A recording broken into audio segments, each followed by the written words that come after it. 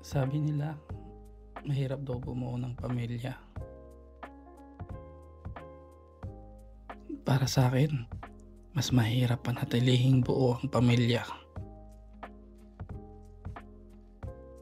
Pero kahit gaano pa man kahirap yan, laban lang.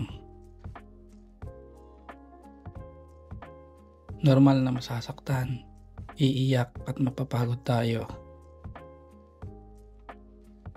Kailangan mo lang maghanap ng taong sasamahan ka sa lahat ng yun.